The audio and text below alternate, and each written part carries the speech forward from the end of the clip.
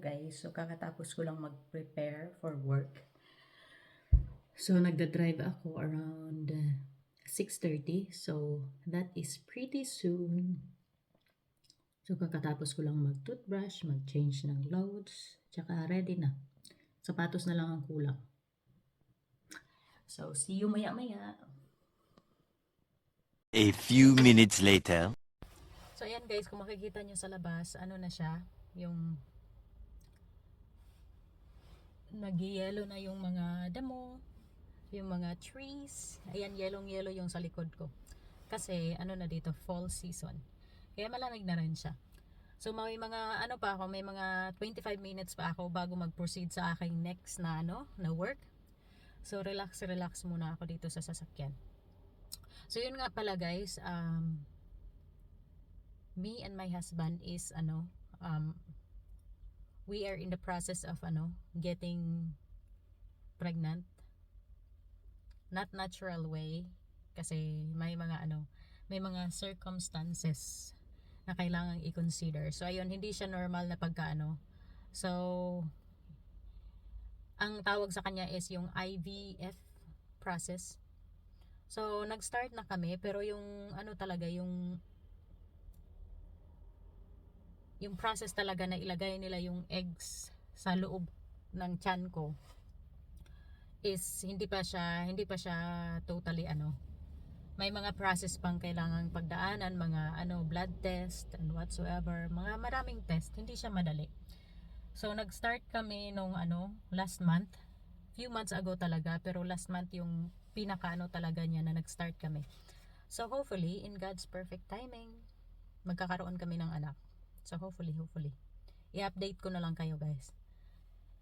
Ayan, parang need ko nang mag-drive ulit kasi umuulan na naman. Saka much better na nandun na ako sa lugar kung saan ako mag-work, maghintay. So ayun, see you later.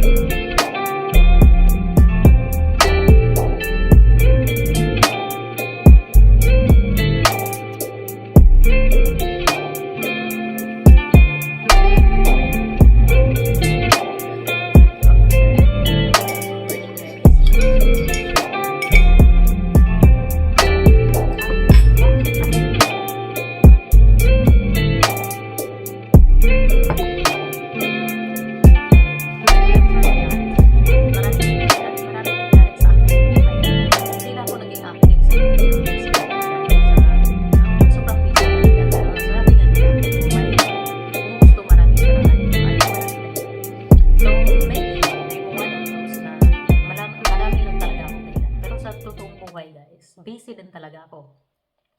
And there are things that needs to be prioritized. At yun yung pag-aaral ko at yun yung pag-work ko. Kasi ngayon, I am in the middle of education at the same time, nasa practic din ako. So basically, 3 months practic or work, mag-work ka sa sa PLAIEM o yung mga tirahan ng mga matatanda. Pero ngayon, yung work ko is outside, hindi siya inside sa PLAIEM, kundi outside siya.